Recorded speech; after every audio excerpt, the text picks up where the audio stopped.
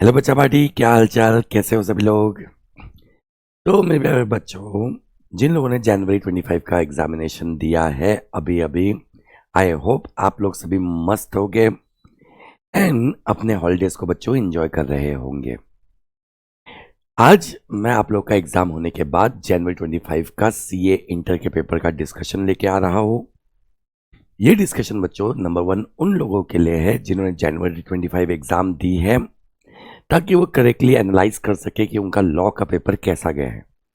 Because बच्चों एक बात मैं आपको बता दूं, ये जो हम पेपर डिस्कस करने वाले हैं इज नॉट दैट इजी। ठीक है, होता कैसे बच्चों, जैसे टैक्स का पेपर होता है, अंदर के अंदर बहुत सारे एडजस्टमेंट्स होते हैं।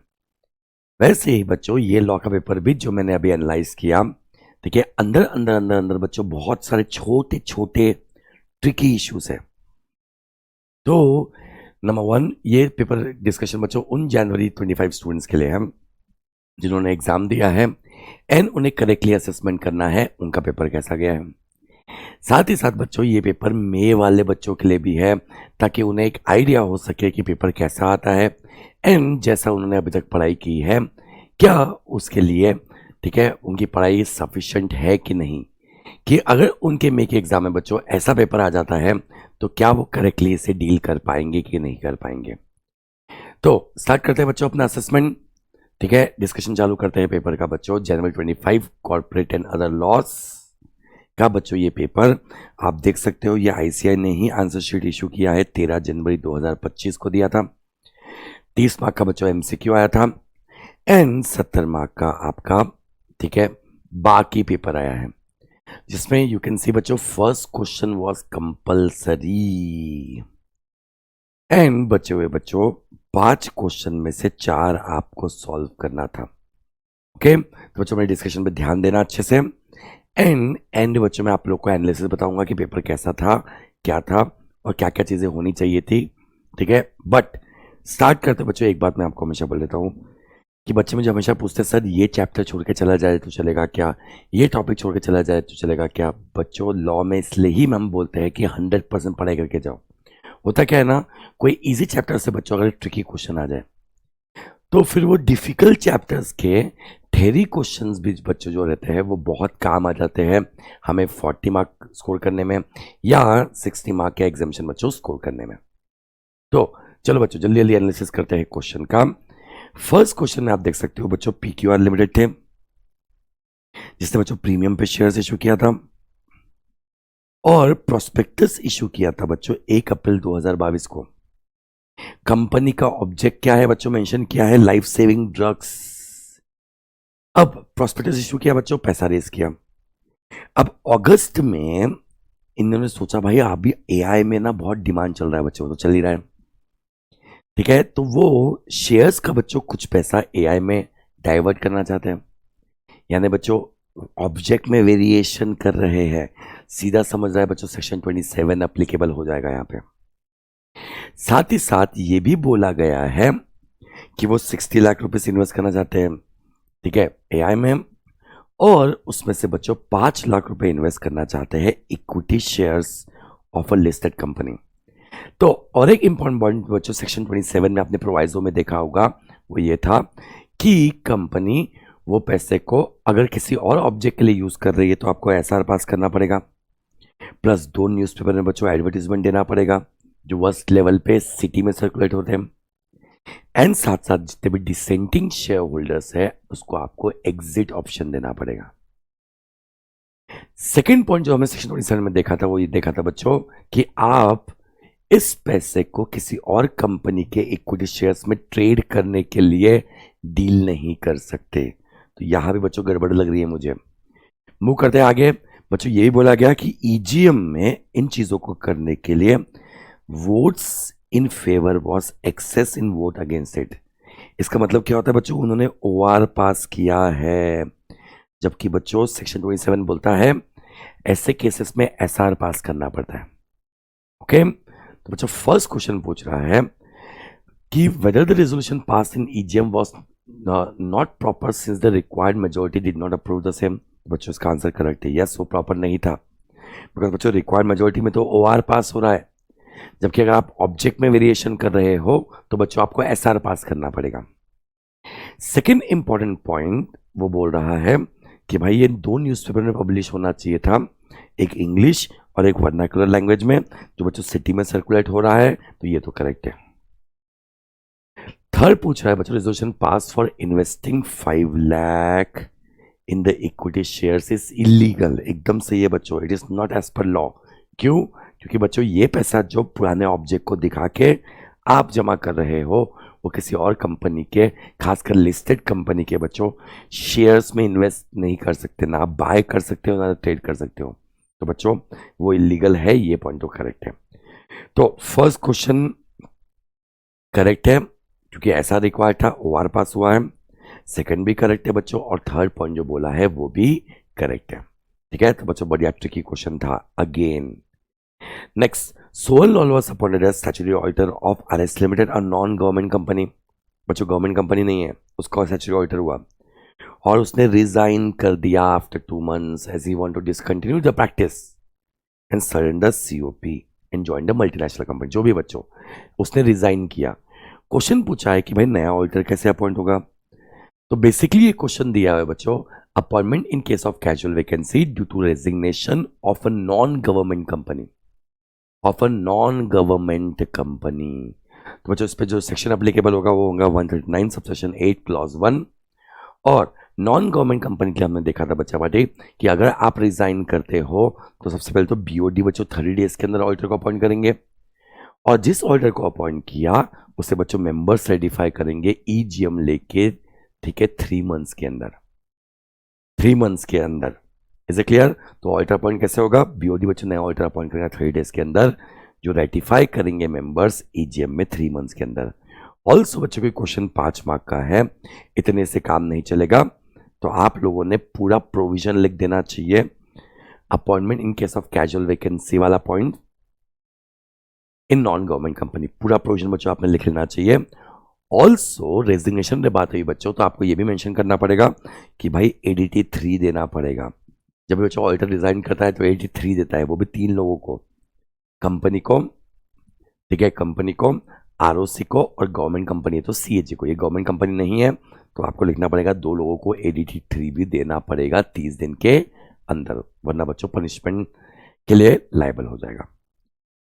मूव करते हैं बच्चों नेक्स्ट क्वेश्चन भी बहुत जबरदस्त क्वेश्चन है, दिमाग लगाने वाला क्वेश्चन है बच्चों। फेमा के 2 क्वेश्चन आए, एक डेफिनेशन आई और एक बच्चों जबरदस्त दिमाग लगाने वाला क्वेश्चन आ गया। तो मजा आएगा बच्चों ये क्वेश्चन को सॉल्व करने के लिए। क्या हुआ, मुरली लाल बच्चों पीआरओ आया था, उसने इंडिया में रेसिडेंशियल इमूवेबल प्रॉपर्टी खरीदी बच्चों 4, और प्राइस नेगोशिएट हुए एक प्रॉपर्टी का 2 करोड़ रुपए, जिसमें इन्होंने बोला कि वो 2 इंस्टॉलमेंट में पे करेंगे, 60% बच्चों बुकिंग पे और बैलेंस पोजीशन पे।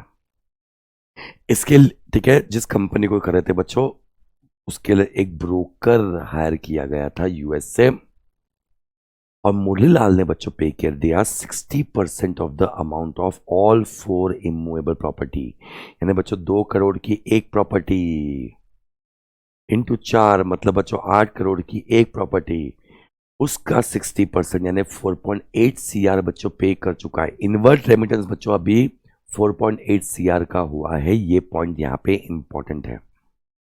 तो 2 क्वेश्चन पूछे गए। पहला, whether investment by Motilal and payment of commission on this transaction is permissible, 100% permissible बच्चों। मोतीलाल इन्वेस्टमेंट कर सकता है, ये कैपिटल अकाउंट ट्रांजैक्शन हमने देखा था, पीआरओआई इंडिया के अंदर बच्चों, ठीक है, कैपिटल एसेट्स परचेस कर सकता है, इमूवेबल प्रॉपर्टी परचेस कर सकता है, ठीक है। क्या उसे कमीशन पे कर सकते हैं बच्चों? तो कमीशन पे करना भी परमिसिबल ट्रांजैक्शन के अंदर है, सब्जेक्ट टू लिमिट्स, ठीक है। अब लिमिट क्या है sir, maximum amount of commission कितना पे कर सकते हैं? आप लोगों ने बच्चों अगर देखा होगा तो रूल के अंदर लिखा है या तो USD 25,000 और 5% of the inward remittance whichever is higher. अब बच्चों यहां पे क्वेश्चन एक आप रेस कर सकते हो, इनवर्ट रेमिटेंस कितने का होगा? देखो बच्चों, प्रॉपर्टी रेट 8 करोड़ के, आने वाले 8 करोड़ रुपए, पर अभी तक क्वेश्चन ने पूछा है 60% ही आया हुआ है। अब बच्चों के मन में एक क्वेश्चन आएगा कि 60% पे 5% इनवर्ट रेमिटेंस निकाले कि 2 करोड़ पे 8 करोड़ पे निकाले कि 60% यानी 4.8 करोड़ पे निकाले। ओके, एक बार समझो बच्चों, फेमा जितना मुझे समझ रहा है, मेरा इंटरप्रिटेशन है, जो पैसा इंडिया में आया ही नहीं उसके लिए बच्चों आपको कभी कमीशन पे करना अलाउ नहीं करेगा। जो पैसा इंडिया में आ रहा है फॉरेन करेंसी, ठीक है, उसका उसका ठीक है बच्चों, आपको कमीशन पे करना पड़ेगा। तो कई बच्चे ऐसा हो सकते हैं जो 8 करोड़ पे, ठीक है, 5% निकालेंगे। मेरे हिसाब से बच्चों, मेरा सजेशन तो ये रहेगा, जिसके लिए मैं 90% श्योर हूँ, I am not 100% sure, but जितना फेमा बच्चों बाकी रूल से समझता है, जितना इनवर्ड रेमिटेंस होगा उसी पे कमीशन देंगे, दिया जाएगा बच्चों। अभी तक 60% ही हुआ है, तो 60% पे बच्चों कमीशन दिया जाएगा। ओके, तो आपको क्या करना है, 4.8 CR का 5% निकालना है बच्चों, ये 24 लाख रुपए आता है। और करेंसी के रेट से इसको अगर डिवाइड कर देंगे 86 पकड़ के बच्चों, तो 27,906 USD डॉलर आ जाएगा। तो रूल क्या है, या तो 25,000 USD डॉलर और 5% जो आ रहा है बच्चों 27,906, विच एवर इज हायर। तो अप्रोक्सीमेटली बच्चों मुझे लगता है कि इसमें कितना दे सकते हैं, 27,906। फिर next question, section number 2A बच्चों, ये भी बहुत बढ़िया क्वेश्चन था। हर छोटे छोटे क्वेश्चन में भी ना बच्चों, ठीक है, आप देखोगे एक कहीं ना कहीं से एक ट्रिकी वाला पार्ट ऐड कर दिया गया है। इसलिए ना 2 एक्सट्रीम आंसर्स मिले बच्चों आप लोग को। हमने भी पेपर लेने के बाद इंटरव्यू किया था, इंटरव्यू में क्या देखा था, कुछ बच्चे बोल रहे थे डिफिकल्ट है, कुछ बच्चे बोल रहे थे ईजी है बहुत। तो डिफरेंट आंसर्स मिल रहे थे बच्चों, जिनको इजी भी बोल रहे थे बच्चों, ये पेपर कहीं से भी इजी नहीं था। पेपर बच्चों कहीं से भी इजी नहीं था।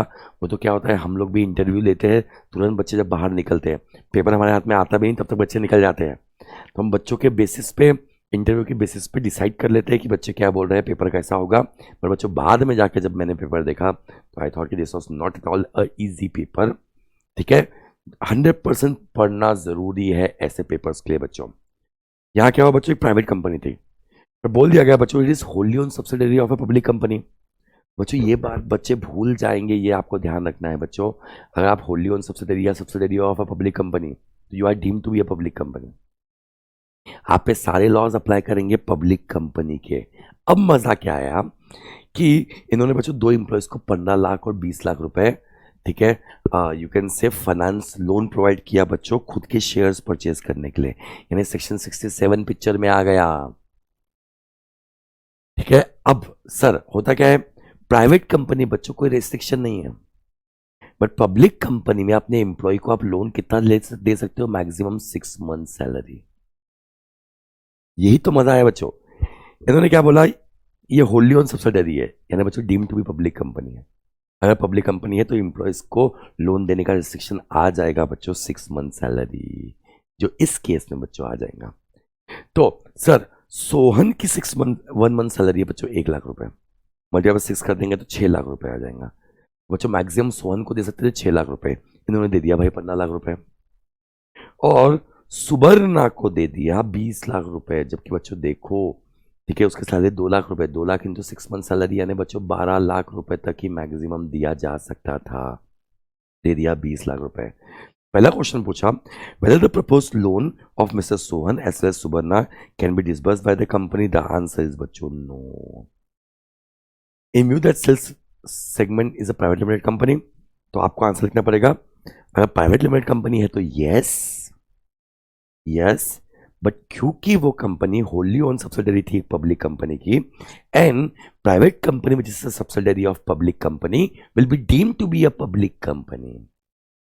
बच्चा बोलना ऐसे केस में नो,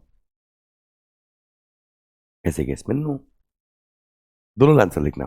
प्राइवेट कंपनी बोल के लिखा हुआ है तो प्राइवेट कंपनी बोल के तो यस है, लेकिन भाई वो प्राइवेट कंपनी नहीं है, वो पब्लिक कंपनी है, तो आंसर विल बी नो। तो साहब whether the answer would be different in case only 25% shares of SSPL are held by SBL। देखो बच्चों, अगर सिर्फ 25% शेयर्स होल्ड करता तो वो सब्सिडरी नहीं होता। एंड बच्चों अगर वो सब्सिडरी नहीं होता तो ऐसे कैसे बच्चों, प्राइवेट कंपनी को तो ऐसा कोई रिस्ट्रिक्शन है ही नहीं, ऐसे कैसे बच्चों आंसर डिफरेंट हो जाता। प्राइवेट कंपनी बच्चों ऊपर दिया हुआ लोन क्या हो जाता, जस्टिफाई हो जाता। अब आते हैं बच्चों नेक्स्ट क्वेश्चन, एंड दिल से बोल रहा हूं ये क्वेश्चन में एकदम जबरदस्त, मजा ही आ गया बच्चों, क्वेश्चन सॉल्व करके मुझे मजा आ गया। क्या हुआ, पेड अप शेयर कैपिटल दिया हुआ है, सिक्योरिटी अकाउंट दिया हुआ है, जनरल रिजर्व दिया हुआ है, लोन का अमाउंट दिया है बच्चों, एक टर्म लोन का अमाउंट दिया हुआ है, एंड एक सीसी लोन दिया हुआ है।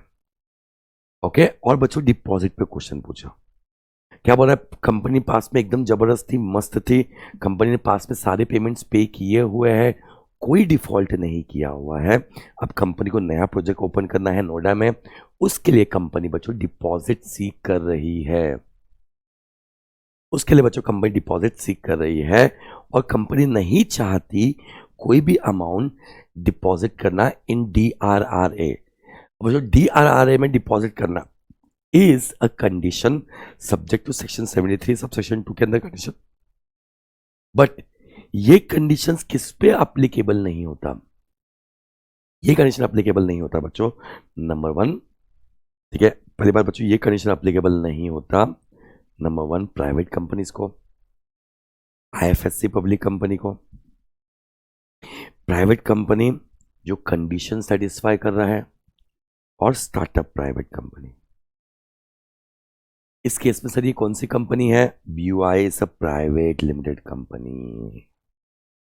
तो भाई प्राइवेट लिमिटेड कंपनी को बच्चों सेक्शन 73 सबसेक्शन 2 के कंडीशंस फुलफिल करने की जरूरत नहीं है, तो बच्चों उनको उन्होंने अगर DRRA डर्रा अकाउंट नहीं भी बनाया तो चलेगा। पहली बात है बच्चों, उन्होंने DRRA अकाउंट नहीं भी बनाया तो चलेगा। बहुत बढ़िया क्वेश्चन था। सेकेंड पार्ट अगर आप देखोगे बच्चों, कंपनी के 2 प्रपोजल हैं। एक बोल रहा है कि आप डिपॉजिट एक्सेप्ट कर लो 20 करोड़ रुपए का at rate of 7% per annum, और दूसरा बच्चों डिपॉजिट एक्सेप्ट कर लो 14 करोड़ का at the rate of 8% per annum. अब बच्चों इसके तहत कौन सा प्रपोजल वो एक्सेप्ट करेगा, उस पर क्वेश्चन है। तो मैंने निकालने की कोशिश की बच्चों कि मैक्सिमम डिपॉजिट आप कितना ले सकते हो, वही एक ऑप्शन था बच्चों, मैक्सिमम डिपॉजिट आप कितना ले सकते हो। अब इसमें प्रॉब्लम क्या है बच्चों, प्राइवेट कंपनी है, अगर नॉर्मल प्राइवेट कंपनी है तो आप 100% ले सकते हो मैक्सिमम। सर अगर प्राइवेट कंपनी जो स्टार्टअप है तो बच्चों आप इन्फिनिटी एनी अमाउंट ले सकते हो। स्टार्टिंग में ही बोल दिया गया क्वेश्चन में कहीं तो कि भाई वो स्टार्टअप नहीं है, किसी कंपनी की एसोसिएट है, किसी कंपनी की सब्सिडियरी कंपनी नहीं है।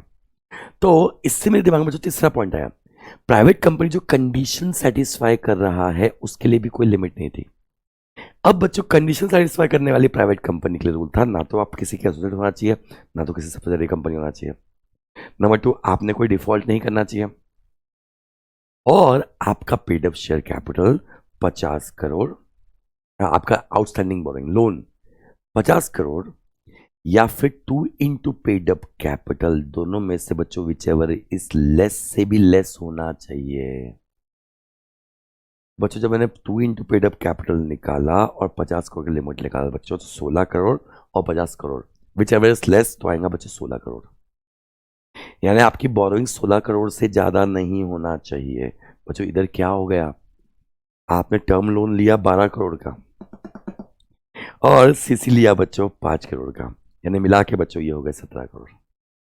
तो भाई क्या ये 16 करोड़ के ऊपर चला गया, यस, यानी 1 करोड़ के डिफरेंस से बच्चों ये वो भी प्राइवेट कंपनी नहीं है जो कंडीशन सेटिस्फाई करती है, यानी बच्चों नॉर्मल प्राइवेट कंपनी बची। अब नॉर्मल प्राइवेट कंपनी मैक्सिमम कितना ले सकती है, 100% of paid up capital plus free reserve plus security account बच्चों 8 करोड़ प्लस 5 करोड़ प्लस 2 करोड़, यानी बच्चों 15 करोड़। ये देखो दिया हुआ है, paid up capital 8 crore, security account 2 crore, reserve बच्चों 5 करोड़, कुल मिला के बच्चों ये 15 करोड़ तक ही ले सकता है। तो आपके पास 2 प्रपोजल थे, एक 20 करोड़ लेने का, एक 14 करोड़ लेने का। क्योंकि बच्चों 20 करोड़ ले ही नहीं सकता, तो बच्चों आंसर होगा 14 करोड़। बहुत बढ़िया क्वेश्चन, मजा आ गया सॉल्व करने में, मजा आ गया बच्चों, मुझे सॉल्व करने में मजा आ गया। फिर sir what do mean by document, document की डेफिनेशन बच्चों, डॉक्यूमेंट वैसे भी इंपॉर्टेंट था GCA का, तो जो डेफिनेशन पे हो गया आपका करीब 1-2 मार्क। दूसरा पूछा है बताओ कि क्या ये दोनों डॉक्यूमेंट है, ठीक है, तो बच्चों 1-1 मार्क के दोनों क्वेश्चन हो गए। पावर ऑफ अटर्नी भी डॉक्यूमेंट है, चेक भी डॉक्यूमेंट है। सर डॉक्यूमेंट की डेफिनेशन में क्या इंक्लूड नहीं होता है, करेंसी नोट्स इंक्लूड नहीं होता बच्चों, legal tender money of India, cheque is not a currency note, it's a document. बच्चों ये दोनों भी डॉक्यूमेंट की डेफिनेशन में कवर हो गए। नेक्स्ट भी मस्त क्वेश्चन, मजा आ गया अगेन। यार मुझे खुद को बच्चों मजा आता है कुछ अच्छे क्वेश्चन सॉल्व करने में, जहाँ थोड़ा दिमाग लगता है। क्या हुआ बच्चों, यूना नाम की एक प्राइवेट लिमिटेड कंपनी थी जो इनकॉर्पोरेट हुई 1 जून को। ये बच्चों बहुत इंपॉर्टेंट है क्योंकि बहुत सारे डेट्स दिए हुए हैं। और ठीक है, मिस्टर एक्स के पास में बच्चों रजिस्टर्ड ट्रेडमार्क होल्डर था यूना नाम का ही, इंफ्रा प्रोजेक्ट्स। ठीक है, ये तो बच्चों 2018 से था। अब उसको डिसीज पे था, जो भी था जैसा भी था, ठीक है, वो ऑफिस आया बच्चों 5 जुलाई को। और 5 जुलाई के बाद में बच्चों 10 जुलाई 2024 को उसने क्या किया, कंप्लेन किया रीजनल डायरेक्टर को कि आपने भाई इस कंपनी को नाम दे दिया which is too identical to name of existing company. ऐसे केस में बच्चों याद होगा तो आपको, हमने देखा था टू आइडेंटिकल वाले केस में सेक्शन 16 के अंदर कि रजिस्टर्ड ट्रेडमार्क होल्डर चाहे तो सेंट्रल गवर्नमेंट को, जिसका पावर रीजनल डायरेक्टर को जा चुका है, उसे अप्लाई कर सकता है, बट वो नाम चेंज करने बोल सकता है only with in 3 years from incorporation. तो बच्चों ये कंपनी 1 जून 2022 को इनकॉर्पोरेट हुई थी, इससे 3 साल तक यानी बच्चों 2025 तक वो लोग कंप्लेंट कर सकते हैं। और इन्होंने कंप्लेंट किया बच्चों 24 में ही। यानी बच्चों अगर कंप्लेंट किया है नाम चेंज करने के लिए तो yes, central government order pass कर सकता है नाम चेंज करने के लिए। मजेदार बात क्या है, इन्होंने क्वेश्चन में दिया, ठीक है, कि वो लोग बोल रहे हैं that the name of the company is not too identical with resemble to the name of existing company। तो आंसर है नो, नाम तो भाई आइडेंटिकल था। That is stipulated time period of 2 years। बच्चों 2 years था ही नहीं, 3 years था। ठीक है, वॉज ऑलरेडी ओवर। तो बच्चों आंसर है ठीक है, डी का कमेंट टेनेबल नहीं है क्योंकि आइडेंटिकल है और 3 साल नहीं हुए हैं अभी तक। 2 ही साल हुए हैं तो रीजनल डायरेक्टर बच्चों से चेंज करने बोल सकता है। आगे क्वेश्चन में ये भी दिया कि एडवाइस यू ना time period within which the company will be required to change its name. तो बच्चों देखो हिंट दे ही दिया था वैसे भी, बच्चों चेंज करना पड़ेगा आपको 3 मंथ के अंदर। यानी सेक्शन 16 में बच्चों फुल फ्लेज क्वेश्चन आ गया, पूरा मस्त क्वेश्चन आ गया। और बच्चों क्वेश्चन भी 5 मार्क का आया, worth it, tricky question.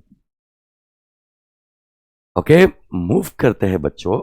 Member of World One Limited having more than 2% of total voting power wants the company to give special notice to move appointment of auditor other than retiring auditor. Whether members can do so। बच्चों special notice पे दिल करता है section number 115। वो बोलता है special notice कौन दे सकता है, जिसके पास 1% ऑफ टोटल वोटिंग पावर है या 5 लाख का पेड ऑफ कैपिटल है। और यहाँ क्लियरली दिया हुआ है बच्चा पार्टी 2% ऑफ वोटिंग पावर्स वाले स्पेशल नोटिस दे रहे हैं। तो ये तो बच्चा पार्टी बिल्कुल सही है। Next question, if a member of listed company who castes vote through electronic mode can attend general meeting. Yes, बिल्कुल कर सकते हैं बच्चों। ई वोटिंग से वोट करने वाले जनरल मीटिंग अटेंड कर सकते हैं। क्या वो वोट कर सकते हैं फिर से? नहीं बच्चों, वोट चेंज नहीं कर सकते। आप वोट एक ही बार कर सकते हैं, या तो इलेक्ट्रॉनिक वोटिंग में या तो फिजिकल वोटिंग में। और once voted you can not change the vote. तो you can attend general meeting but you can not vote, you can not vote. Next question बच्चों देखो, लिटरल इंटरप्रिटेशन पे क्वेश्चन आ गया। सीधा सीधा क्वेश्चन नहीं आया, उसने बच्चों उसका मैक्सिम दे दिया, उसका फ्रेज दे दिया, एब्सोल्यूट है, सेंटेंसिया, एक्सपोजिटोर, नॉन इंडिजेट। पर बच्चों जब प्लेन वर्ड से मीनिंग डिराइव हो रहा है तो कोई एक्सप्लेनेशन की जरूरत नहीं है। इसको एक्सप्लेन करने बोला, 4 मार्क का क्वेश्चन था बच्चों। इसको एक्सप्लेन क्या करना है, इसका मीनिंग लिख दे रहे सीधा, बट इससे एक्सप्लेन हो गया नहीं। बेसिकली बच्चों ये कौन से रूल का मैक्सिम है? रूल ऑफ लिटरल इंटरप्रिटेशन का मैक्सिम है। मतलब बेसिकली बच्चों एग्जाम में पूछा गया था rule of literal interpretation, rule of बच्चों लिटरल इंटरप्रिटेशन। मस्त क्वेश्चन, मस्त क्वेश्चन। मूव करते हैं बच्चों, फॉरेन कंपनी के ऊपर 5 मार्क का क्वेश्चन आ गया। ये भी सीधा सीधा क्वेश्चन नहीं था ये बच्चों सीधा सीधा क्वेश्चन नहीं था। बोला बताओ इनमें से कौन सी कंपनी फॉरेन कंपनी है। तो इनकॉर्पोरेशन इंडिया के बाहर हुआ, बट ठीक है इंडिया में बच्चों उसने क्या किया, पेशेंट का डेटाबेस डेवलप किया। ठीक है, सर्वर सिंगापुर में था बच्चों, सर्वर कहीं भी हो, पर इंडिया में आप क्या कर रहे हो, बिजनेस एक्टिविटी कर रहे हो। तो incorporate outside India but doing business activity in India, business activity in India. तो बच्चों this will be a foreign company. आपने यूएई में बनाया, रजिस्ट्रेशन यूएई में हुआ, पर बच्चों प्लेस ऑफ बिजनेस इंडिया में नहीं है, बट एजेंट अपॉइंट किया, तो हम क्या बोलते हैं? ठीक है, फॉरेन कंपनी क्यों होता है? जिसका इनकॉर्पोरेशन इंडिया के बाहर होता है, पर प्लेस ऑफ बिजनेस इंडिया में है, या तो खुद से या बच्चों एजेंट के थ्रू है। क्योंकि यहाँ पे बच्चों एजेंट आपने इंडिया में अपॉइंट किया है, तो प्लेस ऑफ बिजनेस आपका बच्चों एजेंट के थ्रू है, तो ये भी मेरे हिसाब से हो गया foreign company. But third point क्या बोलते हैं बच्चों? केपटाउन में कंपनी इनकॉर्पोरेट हुई है, बट मीटिंग ली है, बच्चों सिर्फ डिसीजन इंडिया में आके ले रहे हैं, उससे आप बच्चों फॉरेन कंपनी नहीं बनते। तो इसका आंसर हो जाएगा आपका नो। और चौथा है बच्चा पार्टी, ठीक है, जर्मनी में है 49% शेयर होल्डर्स, इंडियन कंपनी है, तो ठीक है, ऐसे कैसे बच्चों वो फॉरेन कंपनी नहीं कहलाया जाएगा? शेयर होल्डिंग के हिसाब से फॉरेन कंपनी डिसाइड नहीं होता, ऑल दो शेयर होल्डिंग के हिसाब से, ठीक है, वो शेयर होल्डिंग के हिसाब से बच्चा पार्टी एक चीज डिसाइड हो सकती थी दैट इज कि उस पर लॉस कौन कौन से अप्लीकेबल हो गया, पर उसके लिए भी एटलीस्ट 50% शेयर होल्डिंग चाहिए। तो दोनों के आंसर बच्चों नो थे आखिर के। फिर सर एक एलएलपी था, ये भी मस्त क्वेश्चन है बच्चों 5 मार्क का। इसमें नवीन और सुरेश डिजिग्नेटेड पार्टनर थे। इन लोगों ने बच्चों फ्रॉड किया, इन लोगों ने बच्चों फ्रॉड किया, जिन्होंने भी फ्रॉड किया होगा, ठीक है, एक अकाउंट्स मैनेजर और एम्प्लॉय ने फ्रॉड किया बच्चों। अब हुआ क्या? ट्रिब्यूनल ने पेनल्टी लगा दी जे के ऊपर, ठीक है, पेनल्टी लगा दी, is it clear? But J approach the tribunal provided vital information, यानी बच्चों विसल ब्लोइंग का केस आ गया। क्वेश्चन पूछा जा रहा है क्या ट्रिब्यूनल उसकी पनिशमेंट को वेव ऑफ या रिड्यूस कर सकता है? तो बच्चों section 31 whistle blowing LLP act के अंदर हमने क्या देखा था कि यस बेशक वो चाहे तो वेव ऑफ कर सकता है। सेकंड पूछता है क्या एलएलपी सस्पेंड कर सकता है मिस्टर जे को?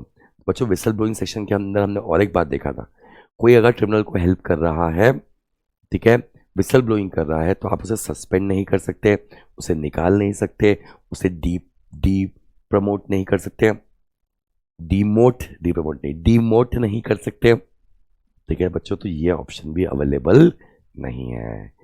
बाकी बच्चों 4 मार्क के लिए एउजम जनरल्स पूछा, ये तो इजी था, पर पूछा कि बताओ 3 सिचुएशन जहां जहां एउजम जनरल्स अप्लीकेबल नहीं है। ये थोड़ा सा ट्रिकी था, याद करने वाली बात थी, मतलब सारे स्टूडेंट्स नहीं पढ़ते इसे अच्छे से। तो फर्स्ट था होल ठीक है, जहां पे सारा वर्ड्स जो है, जितने वर्ड्स लेके कैटेगरी में, वो पूरा अगर एग्जॉस्ट कर लेता है पूरे जीनस को, ठीक है, तो नहीं चलेगा बच्चों, बिकॉज एक्सेट्रा में हम जीनस वाले वर्ड से ही इंटरप्रेट करते हैं जनरल वर्ड को, प्रोवाइडेड वो पूरा एग्जॉस्ट ना कर दे, जैसे प्लांट, ट्रीज एक्सेट्रा, ठीक है। तो बच्चों वेजिटेशंस को लेके बात कर रहा है, ठीक है, फ्रूट्स को लेके बात कर रहा है, मैं एक्सप्लेन नहीं करूंगा जरा आपको, पर फ्रूट से बच्चों अगर पूरा एग्जॉस्ट लिख के एक्सेट्रा लिख गया तो काम ही नहीं आएगा ना।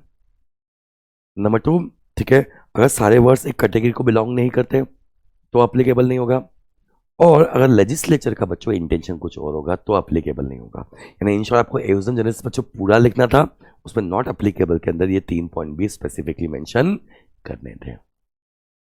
फिर बच्चों रिवीजन के समय इस बार हुआ था इंपैक्ट असेसमेंट में क्वेश्चन नहीं आया है, जबकि वो अमेंडमेंट है, आ सकता है आ सकता है आ सकता है, सीधा सीधा बच्चों क्वेश्चन आ गया।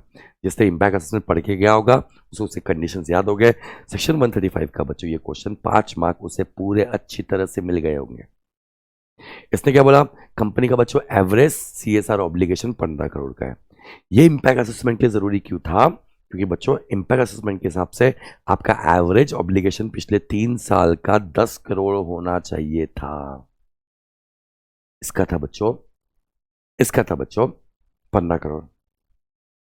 नंबर टू ठीक है, क्वेश्चन पूछा व्हाट इज इंपैक्ट असेसमेंट, तो बच्चों आप जो सीएसआर कर रहे हो उसका इंपैक्ट क्या हो रहा है वो आपने असेस भी करवाना चाहिए, that is called impact assessment.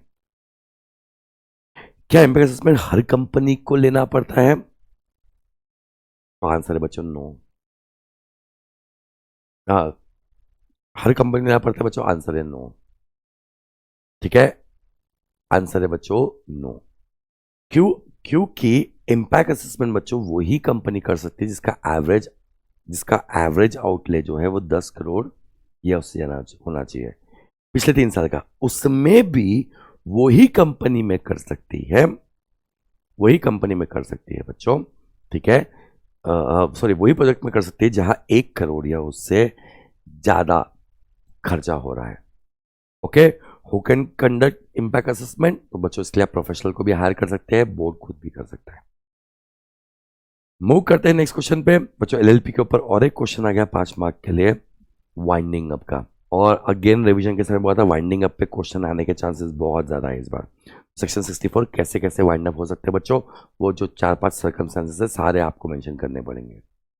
GCA में दूसरा इंपॉर्टेंट क्वेश्चन जो है वो बच्चों पर्सन के डेफिनेशन पे आया, 4 मार्क का। तो बच्चों पर्सन को डिफाइन करने का 1 मार्क और 1 मार्क के तीनों तीनों पॉइंट के लिए कि बताओ ये पर्सन है कि नहीं।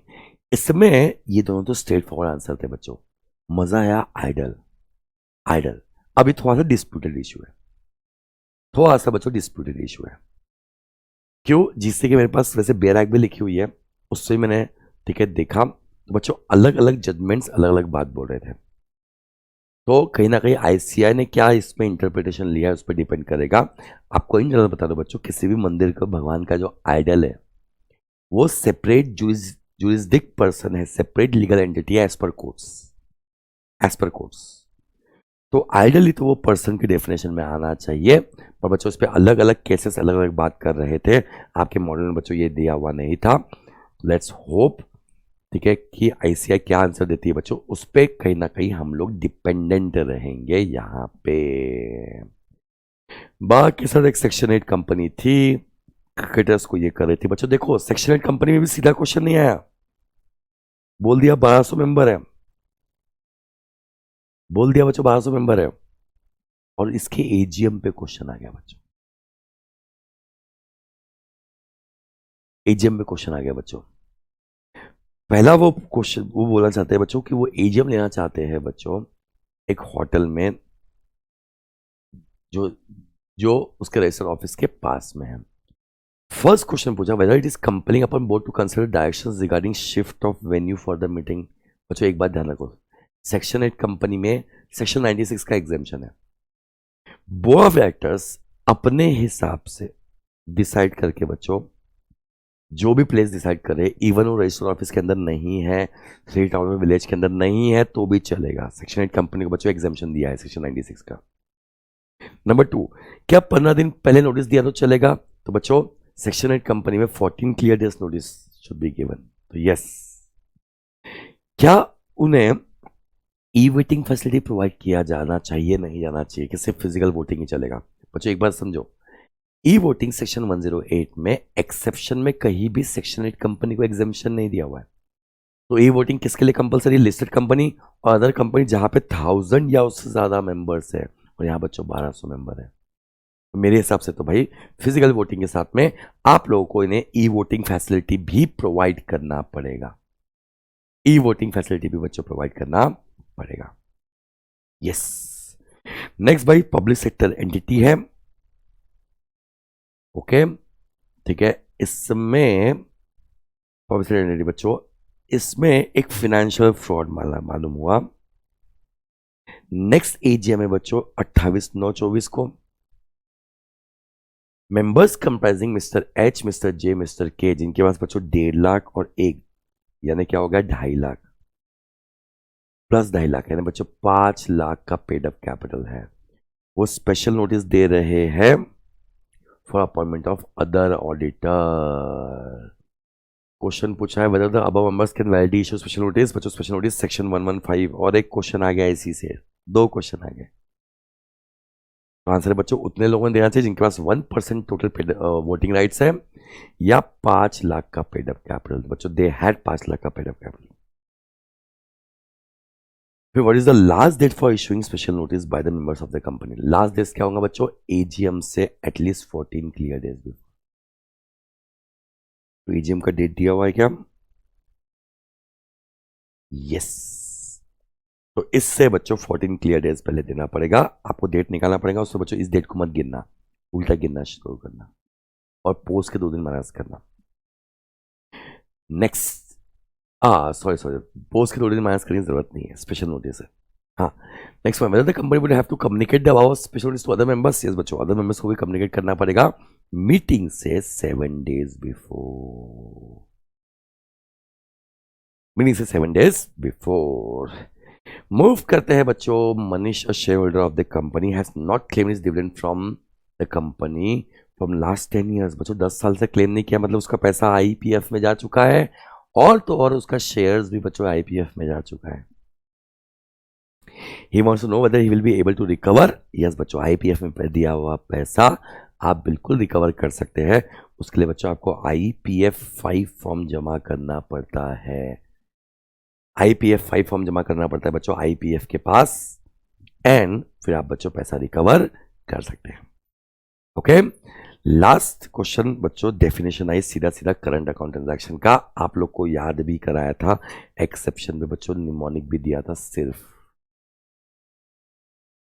इसका निमोनिक भी दिया था। तो बच्चों ये बहुत जबरदस्त पेपर था। मुझे लगता है कि इजी होगा 50 मार्क का, डिफिकल्ट होगा, ट्रिकी होगा 50 मार्क का। तो जो स्टूडेंट्स ने ये सारे एक्सेप्शंस नहीं सुने होंगे या बहुत ध्यान नहीं दिया होगा, छोटे बच्चों,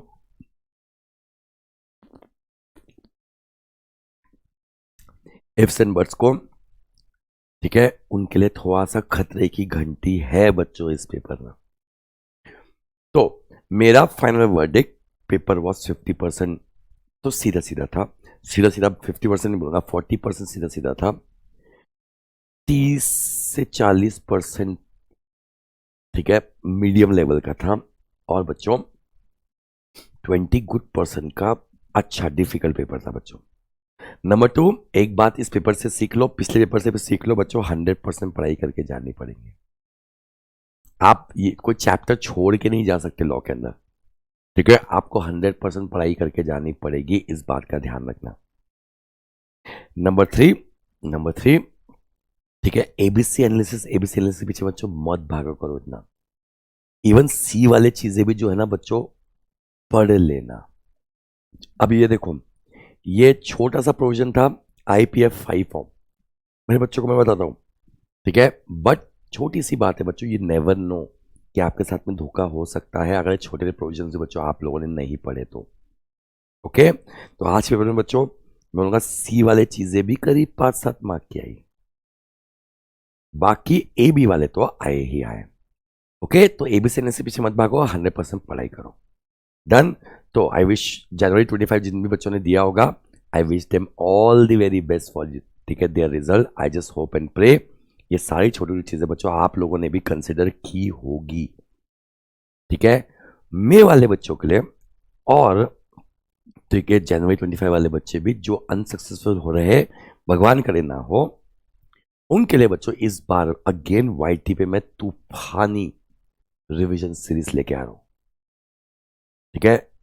कब होगा ये रिवीजन सीरीज? रिजल्ट आने के बाद बच्चों स्टार्ट होने वाला है, जिसमें इस बार बच्चों, ठीक है, यूनिट वाइज रिविजन्स भी मैं करवाऊंगा, चैप्टर वाइज, इसके बच्चों राइटिंग प्रैक्टिस भी कराऊंगा, पिछले 3-4 एग्जाम से क्वेश्चंस की, एंड बच्चों रेगुलरली कुछ यूनिट्स पे टेस्ट भी लेने वाला हूँ आप लोग के। तो जो बच्चा मेरे साथ में अलाइन रहेगा बच्चों, उसका बहुत अच्छे से प्रिपरेशन हो जाएगा for your May 25 examination. Okay sir, ये कब स्टार्ट होने वाला है? रिजल्ट्स के बाद बच्चों तैयार हो जाना, मोस्ट ओनली बच्चों मार्च में हम लोग स्टार्ट कर देंगे। ओके, यस, तो bye bye everyone, take care, God bless you all. इस चैनल से बच्चों जुड़े रहे ऐसे सारे इंटरेस्टिंग सेशंस के लिए और सारे अपडेट्स के लिए। बाकी बच्चों, ठीक है, डिस्कशन कैसा लगा मुझे बताना, आप लोग पेपर कैसे गए वो भी बच्चों मुझे कमेंट सेक्शन के अंदर बताना। बाकी bye bye everyone, God bless you all, take care, दिल से सीए वाला, हक से सीए वाला, बाय बाय।